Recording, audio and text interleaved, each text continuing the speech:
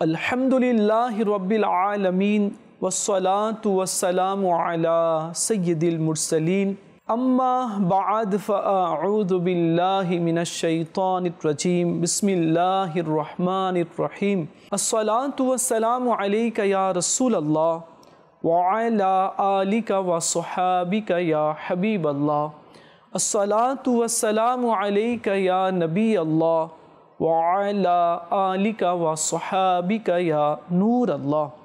प्रिय मदनी चैनलेर दर्शकबिंदु, आपनारा देखছেন অনুষ্ঠান হুজুর সাল্লাল্লাহু আলাইহি ওয়াসাল্লামের শাহজাদীগণ অর্থাৎ নবী সাল্লাল্লাহু আলাইহি সাল্লামের কন্যাগণ। নবী সাল্লাল্লাহু আলাইহি ওয়াসাল্লামের 4 মেয়ে ছিল, আর এই 4 মেয়ে অনেক পরহেজগার দীনদার আল্লাহওয়ালা ছিলেন।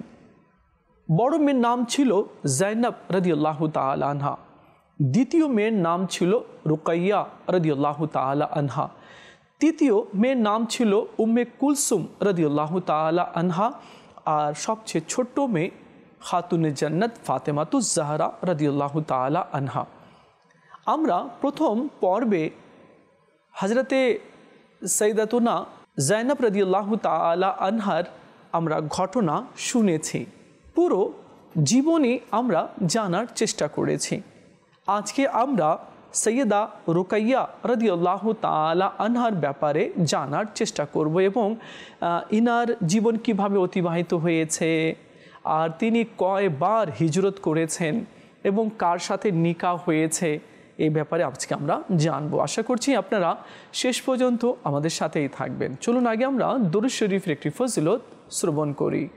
রাসূল করিম রাউফুর রহিম সাল্লাল্লাহু আলাইহি ওয়াসাল্লাম ইরশাদ করেছেন कि যে ব্যক্তি আমার উপরে একবার দরুদ পড়বে, আল্লাহ তাআলা তার উপরে 10টি রহমত নাজিল করবে। আল্লাহ তাআলা তার 10টি গুনাহকে ক্ষমা করে দিবে, আর 10টি মর্যাদা আল্লাহ তাআলা তার বৃদ্ধি করে দিবে। আসুন আমরা নিয়ত করি, এখন থেকে আমরা চলতে ফিরতে উঠতে বসতে আমরা আমাদের নবীর উপরে দরুদ পাঠ করব। সাল্লু আলাল হাবিব সাল্লাল্লাহু তাআলা আলা মুহাম্মদ সাল্লাল্লাহু আলাইহি ওয়াসাল্লাম। প্রিয় মদিনী চ্যানেলের দর্শকবৃন্দ, নবী সাল্লাল্লাহু আলাইহি ওয়াসাল্লামের দ্বিতীয় কন্যা, দ্বিতীয় শাহজাদি হযরতে সাইয়্যিদাতুনা রুকাইয়া রাদিয়াল্লাহু তাআলা আনহা আমার নবী সাল্লাল্লাহু আলাইহি ওয়াসাল্লামের দ্বিতীয় শাহজাদি, দ্বিতীয় কন্যা। নবী সাল্লাল্লাহু আলাইহি ওয়াসাল্লাম এর নবুয়ত এলানের 7 বছর পূর্বে তিনি জন্মগ্রহণ করেন, আর তিনি যখন জন্মগ্রহণ করেন সে সময় আমার নবী সাল্লাল্লাহু আলাইহি ওয়াসাল্লামের বয়স ছিল 33 বছর, 33 ইয়ার্স। নবী সাল্লাল্লাহু তাআলা আলাইহি ওয়া আলিহি ওয়াসাল্লাম নিজের সব কন্যাকেই বেশি ভালোবাসতেন, তাদের যত্ন নিতেন, তাদের আখলাক, তাদের ব্যবহার কিভাবে ভালো হবে তা শিখাতেন। আর নবী সাল্লাল্লাহু আলাইহি ওয়াসাল্লামের কন্যাগণ, নবী সাল্লাল্লাহু আলাইহি ওয়াসাল্লামের স্ত্রী খাদিজা রাদিয়াল্লাহু তাআলা আনহা থেকে এবং নবী সাল্লাল্লাহু আলাইহি ওয়াসাল্লাম থেকে তারা উত্তম চরিত্রের অধিকারী হয়েছিলেন। তিনি অনেক সুন্দর ছিলেন দেখতে, আর তার ব্যবহার, তার আখলাক খুবই উন্নত ছিল। আর কেনই বা হবে না, যার মা খাদিজা রাদিয়াল্লাহু তাআলা আনহা আর যার পিতা মুহাম্মদে আরবি সাল্লাল্লাহু আলাইহি ওয়াসাল্লাম। প্রিয় ইসলামী ভাইরা, প্রিয় নবী সাল্লাল্লাহু আলাইহি ওয়াসাল্লাম এর বড় মেয়ে জাইনব রাদিয়াল্লাহু তাআলা আনহার বিয়ে হয়ে গিয়েছিল, আর আবুল আস বিন রাবিয়া রাদিয়াল্লাহু তাআলা আনহু নিকার প্রস্তাব দিয়েছিলেন, নিকাহ হয়ে গিয়েছিল। কিন্তু হযরতে জাইনব রাদিয়াল্লাহু তাআলা আনহার ইন্তেকাল খুব কম বয়সেই হয়ে যায়, কেননা তিনি যখন হিজরতের জন্য মদিনার দিকে রওনা হচ্ছিলেন তো দুষ্ট কাফিররা আক্রমণ করলো, আর তিনি উটের উপরে ছিলেন। তো যখন আক্রমণ করলো তো তিনি উট থেকে মাটিতে পড়ে গেলেন, আর সেই ব্যথাতেই তিনি কিছু বছর পর তিনি মদিনাতে ইন্তেকাল করলেন। যখন বনু হাশিম এর গোত্রের লোকেরা দেখলো কি মুহাম্মদ সাল্লাল্লাহু আলাইহি ওয়াসাল্লাম তার প্রথম মেয়ে জাইনব রাদিয়াল্লাহু তাআলা আনহার নিকাহ তার স্ত্রীর ভাতিজার সাথে করে দিয়েছে, তো আমরা চাই কি যাতে করে বনু হাশেম এর গোত্রের মধ্যেই নবী সাল্লাল্লাহু আলাইহি ওয়াসাল্লামের মেয়েদের বিবাহ হয়, অন্য কোথাও যাতে বিবাহ না হয়। এই কথা ভেবেই বনু হাশিম সৈয়দা রুকাইয়া রাদিয়াল্লাহু তাআলা আনহা আর উম্মে কুলসুম রাদিয়াল্লাহু তাআলা আনহার বিবাহের প্রস্তাব তারা নিয়ে আসলেন। কার জন্য? আবু লাহাবের 2 ছেলের জন্য, যাদের নাম ছিল উতবা আর একজনের নাম ছিল উতাইবা। এই 2 জনের জন্য বিবাহের প্রস্তাব নিয়ে আসলো। আর নবী সাল্লাল্লাহু আলাইহি ওয়াসাল্লামকে বুঝাতে লাগলো যে আমরা তো একই বংশের আছি, যাতে করে মেয়েরা যাতে অন্য জায়গায় না চলে যায়। তো আবু লাহাবের 2 সন্তান আছে, তো এই 2 সন্তানের সাথে আপনার 2 মেয়ের নিকাহ করিয়ে দিন। তো নবী সাল্লাল্লাহু তাআলা আলাইহি ওয়াসাল্লাম তাদের থেকে কিছু সময় চেয়ে নিলেন কি ঠিক আছে, আমাকে একটু ভাবার সময় দিয়ে দিন। তো তারা বলল ঠিক আছে, আপনি ভেবেচিন্তে আমাদেরকে জানিয়ে দিবেন। তো এদিকে খাদিজা রাদিয়াল্লাহু তাআলা আনহা জানতেন যে আবু লাহাবের স্ত্রীর ব্যবহার ভালো ছিল না, সে খুব তাড়াতাড়ি রাগ করে যেত এবং কঠিন অন্তরের সে মহিলা ছিল। তো খাদিজা রাদিয়াল্লাহু তাআলা আনহা ভাবলেন যদি আমার মেয়ের নিকাহ হয়ে যায় তো তারা কি সেখানে থাকতে পারবে? তিনি জানতেন, কিন্তু নবী সাল্লাল্লাহু আলাইহি ওয়াসাল্লামকে কোনো কারণে বলতে পারেননি। কিছুদিন পর নবী সাল্লাল্লাহু তাআলা আলাইহি ওয়াসাল্লাম আবু লাহাবের 2 সন্তানের সাথে নিজের 2 মেয়ের নিকাহ করে দিলেন। কিন্তু মেয়েদের বয়স কম ছিল এবং নাবালিগ ছিলেন 2 জনেই, এই জন্য বিদায় দেননি, বাড়িতেই ছিল উভয় মেয়ে। তো আল্লাহ তাআলা যখন সূরা লাহাব নাজিল করলেন, তাব্বাত ইয়াদা আবি লাহাবিউ ওয়া তাব, ধ্বংস হয়ে যাক আবু লাহাবের হস্তদ্বয়, এবং সে ধ্বংস হয়ে গেছে। যখন এই আয়াতে কারিমা নাজিল হলো, কেননা আবু লাহাব আমার নবী সাল্লাল্লাহু আলাইহি ওয়াসাল্লামের শানে বেয়াদবি করেছিল, আমার নবী সাল্লাল্লাহু আলাইহি ওয়াসাল্লামের হাত ধ্বংস হয়ে যাক এভাবে সে বলেছিল। তো আল্লাহ তাআলা তার মাহবুব সাল্লাল্লাহু আলাইহি ওয়াসাল্লামের খাতিরে এই আয়াতে কারিমা নাজিল করে দিলেন, তাব্বাত ইয়াদা আবি লাহাবিউ ওয়া তাব, कि তুমি আমার মাহবুবের হাত ধ্বংস হওয়ার কথা বলছো, তোমার হাত ধ্বংস হোক, আর তুমি ধ্বংস হয়ে গেছো। আবু লাহাবের স্ত্রী উম্মে জামিল এও কিন্তু নবী সাল্লাল্লাহু আলাইহি ওয়াসাল্লামকে কষ্ট দিত। তো উভয়ের জন্য আল্লাহ তাআলা আয়াতে কারিমা নাজিল করে দিল। আল্লাহ তাআলা ইরশাদ করলেন অনুবাদ কানজুল ইমান থেকে, আর তার কোনো কাজে আসেনি তার সম্পদ এবং না যা সে উপার্জন করেছে। এখন প্রবেশ করবে লেলিহান আগুনে সে এবং তার স্ত্রী, লাকড়ির বোঝা মাথায় বহনকারিনী, তার গলায় খেজুরের বাকলের রশি। আল্লাহ তাআলা আয়াতে কারিমা নাজিল করে দিলেন। তো আবু লাহাব এবং আবু লাহাবের স্ত্রী উভয় আমার নবী সাল্লাল্লাহু আলাইহি ওয়াসাল্লামকে কষ্ট দিত।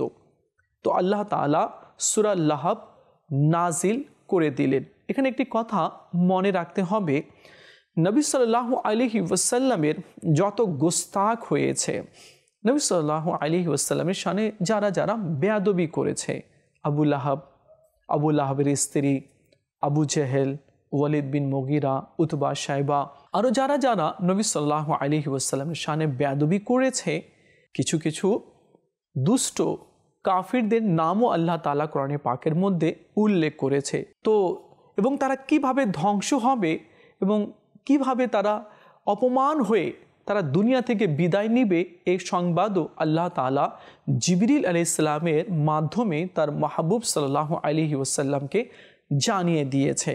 এবং আবু লাহাবের ব্যাপারে তো আল্লাহ তাআলা সূরা লাহাব অবতীর্ণ করে জানিয়ে দিয়েছে, এবং তারা ধ্বংস হয়েছে। আবু লাহাব এবং আবু লাহাবের স্ত্রী উভয় ধ্বংস হয়েছে।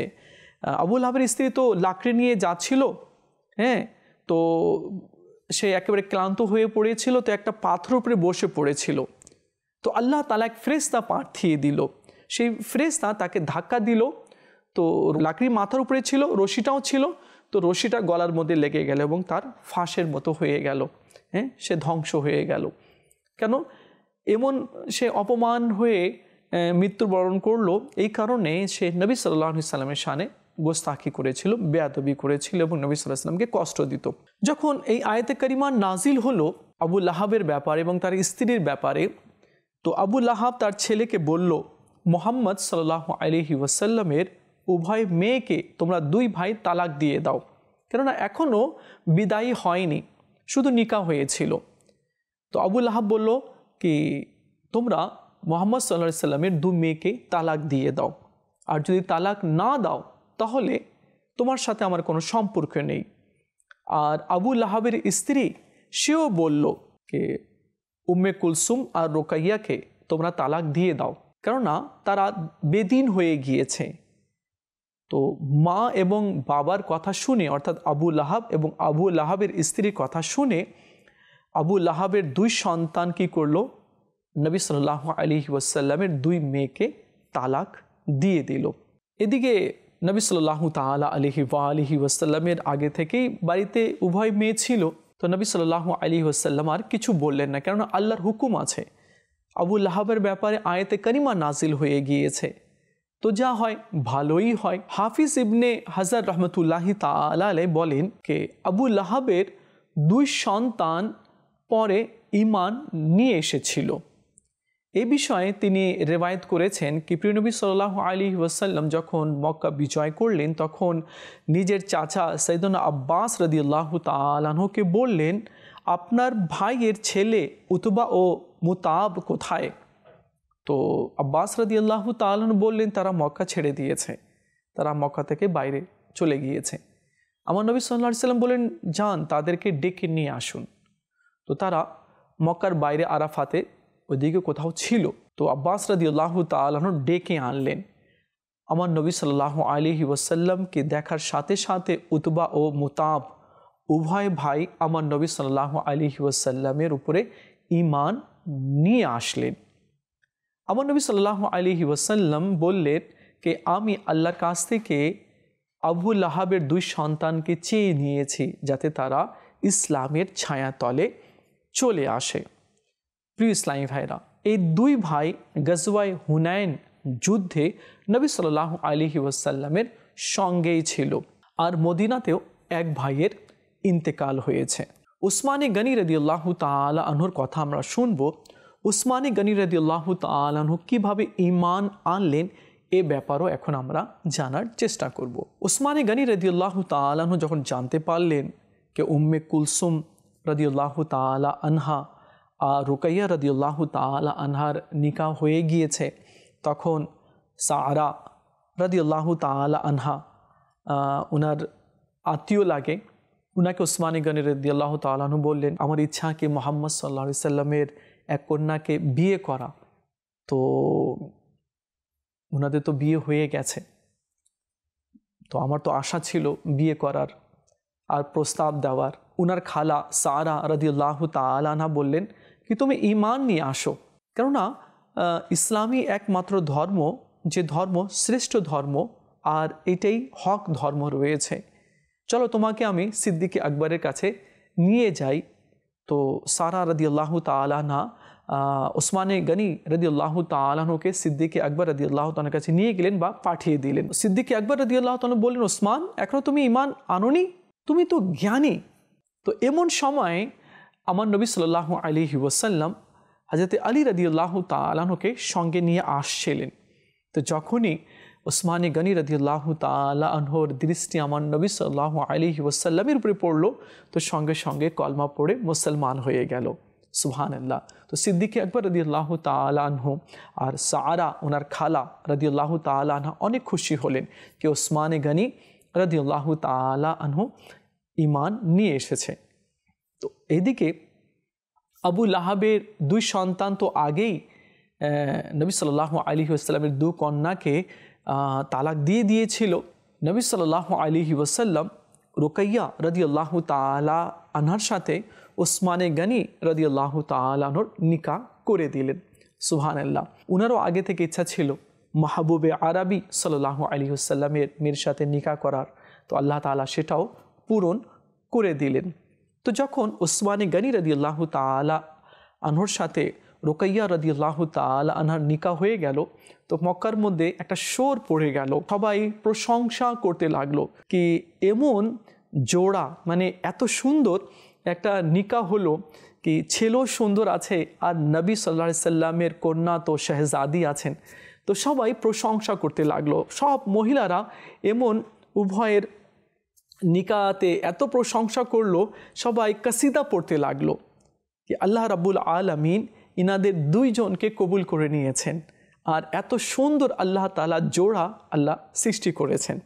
সুবহানাল্লাহ। দেখুন প্রিয় ইসলামী ভাইরা, নবী সাল্লাল্লাহু তাআলা আলাইহি ওয়া আলিহি ওয়াসাল্লাম তাদের জন্য দোয়াও করলেন। এদিকে নবী সাল্লাল্লাহু তাআলা আলাইহি ওয়া আলিহি ওয়াসাল্লাম ইসলাম প্রচার করছেন, লোকদের কাছে গিয়ে ইসলামের দাওয়াত দিচ্ছেন। তো যারা অমুসলিম ছিল তারা চতুর্দিক থেকে নবী সাল্লাল্লাহু আলাইহি ওয়াসাল্লাম এবং সাহাবা কেরামের উপরে জুলুম অত্যাচারের পাহাড় ভাঙতে লাগলো এবং তারা চতুর্দিক থেকে ছোট্ট ছোট কথা নিয়ে তারা নবী সাল্লাল্লাহু আলাইহি সাল্লামকে এবং সাহাবা কেরামকে কষ্ট দিতে লাগলো। কাউকে পাথর মারছে, তো বিলাল হাবশি রাদিয়াল্লাহু তাআলার উপর জুলুম করছে, অন্যান্য সাহাবা কেরামকেও কষ্ট দিচ্ছে, হুমকি দিচ্ছে। তো আল্লাহ নবী সাল্লাল্লাহু আলাইহি ওয়াসাল্লাম হাবশাতে হিজরত করার জন্য সাহাবা কেরামকে আদেশ করলেন। তো সেই সফরে ওসমানে গনি রাদিয়াল্লাহু তাআলা আনহু আর রুকাইয়া সঙ্গে ছিলেন। নবী সাল্লাল্লাহু তাআলা আলাইহি ওয়া আলিহি ওয়াসাল্লাম ইরশাদ করলেন যে হাবশার যে বাদশাহ সে খুবই নেক এবং সৎ রয়েছে, সে কার উপরে জুলুম অত্যাচার করে না। তো সাহাবা কেরাম আর ওসমানে গনি রাদিয়াল্লাহু তাআলা আনহু আর নবী সাল্লাল্লাহু আলাইহি ওয়াসাল্লামের শাহজাদি রুকাইয়া রাদিয়াল্লাহু তাআলা আনহা সফর করলেন। কিছুদিন হয়ে গেল কিন্তু কোনো খোঁজ তিনি পেলেন না, আর কোনো সংবাদও আসলো না। শেষ পর্যন্ত এক মহিলা আসলো হাবশা থেকে। তো আমার নবী সাল্লাল্লাহু আলাইহি ওয়াসাল্লাম জিজ্ঞেস করলেন যারা মক্কা থেকে হাবশাতে হিজরত করেছে তারা কেমন আছে, ওসমানে গনি কেমন আছেন, আমার মেয়ে কেমন আছে। তো সেই মহিলা বলল, আমি দেখেছি আপনার মেয়ে রুকাইয়া রাদিয়াল্লাহু তাআলা আনহা উটের উপরে বসেছিলেন আর ওসমানে গনি রাদিয়াল্লাহু তাআলা আনহুর হাতে রশি ছিল, ওনারা কোথাও যাচ্ছিলেন। তো ওনাদেরকে আমি ভালো অবস্থাতেই দেখেছি। এদিকে নবী সাল্লাল্লাহু তাআলা আলাইহি ওয়া আলিহি ওয়াসাল্লাম সংবাদ শুনলেন, খুশি হলেন, দোয়া করলেন।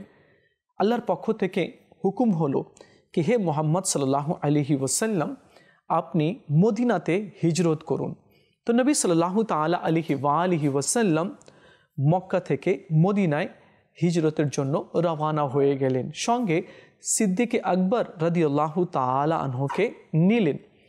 তো সিদ্দিকে আকবর রাদিয়াল্লাহু তাআলা আনহু কখনো আমার নবী সাল্লাল্লাহু আলাইহি ওয়াসাল্লামের ডান দিকে আসেন, কখনো বাম দিকে, কখনো সামনে, কখনো পিছনে। তো আমার নবী সাল্লাল্লাহু আলাইহি ওয়াসাল্লাম বলেন, হে সিদ্দিক আপনার কি হয়েছে? কখনো আমার পিছনে পিছনে হাঁটছেন, কখনো সামনের দিকে, কখনো ডান দিকে, কখনো বাম দিকে। তো সিদ্দিকে আকবর রাদিয়াল্লাহু তাআলা আনহু আরজ করলেন, ইয়া রাসূলুল্লাহ সাল্লাল্লাহু আলাইহি ওয়াসাল্লাম আমার ভয় হচ্ছে যদি শত্রুরা পিছন থেকে হামলা করে তো যাতে করে ওই হামলাটা, ওই আঘাত যাতে আমাকে লাগে আগে, যদি সামনে থেকে করে তো যাতে ওই আঘাত আমাকে লাগে। আমি ডান দিকে এই জন্য চলে আসছি যাতে করে ডান দিক থেকে আক্রমণ করলে যাতে আগে আমাকে আঘাত করে। এই জন্য ইয়া রাসূলুল্লাহ সাল্লাল্লাহু আলাইহি ওয়াসাল্লাম আমি এমনটি করছি। নবী সাল্লাল্লাহু আলাইহি ওয়াসাল্লামকে নিয়ে সিদ্দিক আকবর রাদিয়াল্লাহু তাআলা আনহু অনেক পথ এগিয়ে গেলেন, শেষ পর্যন্ত মদিনা তৈয়বাতে পৌঁছে গেলেন।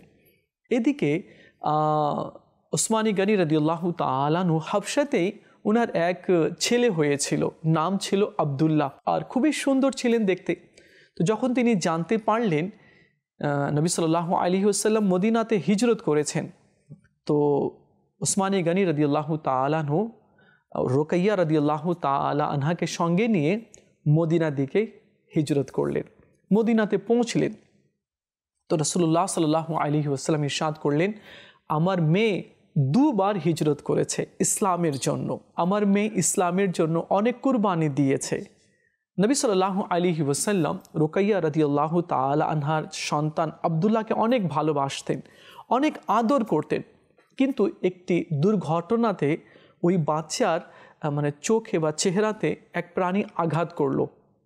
তো যাতে করে চেহারাটা মধ্যে অনেক ব্যথা অনুভব করলো বাচ্চা আব্দুল্লাহ রাদিয়াল্লাহু তাআলা আনহু, আর সেই ব্যথার কারণে কয়েকদিনের মধ্যে ইন্তেকাল হয়ে যায় রুকাইয়া রাদিয়াল্লাহু তাআলা আনহার সন্তান। এতে নবী সাল্লাল্লাহু আলাইহি ওয়াসাল্লাম অনেক কষ্ট পান। নবী সাল্লাল্লাহু আলাইহি ওয়াসাল্লাম জানাজার নামাজ পড়ান, আর ওসমানে গনি রাদিয়াল্লাহু তাআলা আনহু আব্দুল্লাহ 6 বছর বয়স ছিল বাচ্চার, তো নিজের হাত দিয়ে কবরে নামিয়ে দেন। আর তিনি অনেক কান্নাকাটি করেন, আল্লাহ তাআলার দরবারে দোয়া করেন কি একটাই ছেলে, আর তারও এভাবে ইন্তেকাল হয়ে গেল। তো প্রিয় ইসলামী ভাইয়েরা আর মদিনী চ্যানেলের দর্শকবৃন্দ, আপনারা শুনলেন, দেখুন নবী সাল্লাল্লাহু আলাইহি ওয়াসাল্লামের শাহজাদিগণও অনেক দিনের ক্ষেত্রে তারা কষ্ট করেছেন, তারাও হিজরত করেছেন, আর তারাও নেক ছিলেন, পরহেজগার ছিলেন, দিনদার ছিলেন, আল্লাহওয়ালা ছিলেন। তারাও পর্দা করতেন, নামাজ পড়তেন, এবং নিজের পরিবারে যারা যারা রয়েছে তাদের খেয়াল রাখতেন। তো নবী সাল্লাল্লাহু আলাইহি ওয়াসাল্লামের শাহজাদি হচ্ছেন জাইনাব রাদিয়াল্লাহু তাআলা আনহা, ইনি হচ্ছেন প্রথম মেয়ে। দ্বিতীয় হচ্ছে রুকাইয়া রাদিয়াল্লাহু তাআলা আনহা, তৃতীয় হচ্ছেন উম্মে কুলসুম রাদিয়াল্লাহু তাআলা আনহা, আর চতুর্থ কন্যা হচ্ছেন খাতুনে জান্নাত ফাতেমাতুজ জাহরা রাদিয়াল্লাহু তাআলা আনহা। আমরা ধারাবাহিকভাবে জানার চেষ্টা করব এরপরে রুকাইয়া রাদিয়াল্লাহু তাআলা আনহা মদিনাতে আসলেন, তো কি হলো, কি কি ঘটনাগুলো ঘটলো। তারও ইন্তেকাল খুব কম বয়সে হয়ে গিয়েছিল, তো কিভাবে ইন্তেকাল হলো, এরপরে কি কি ঘটনাগুলো ঘটলো তা আমরা এই অনুষ্ঠানে জানার চেষ্টা করব। আর রুকাইয়া রাদিয়াল্লাহু তাআলা আনহার পরে উম্মে কুলসুম রাদিয়াল্লাহু তাআলা আনহার ঘটনা আমরা জানার চেষ্টা করব। দেখা হবে আগামী পর্বে। ততক্ষণ ভালো থাকবেন আর মদিনী চ্যানেলের সঙ্গেই থাকবেন। সাল্লু আলাল হাবিব সাল্লাল্লাহু তাআলা আলা মুহাম্মদ সাল্লাল্লাহু আলাইহি ওয়াসাল্লাম।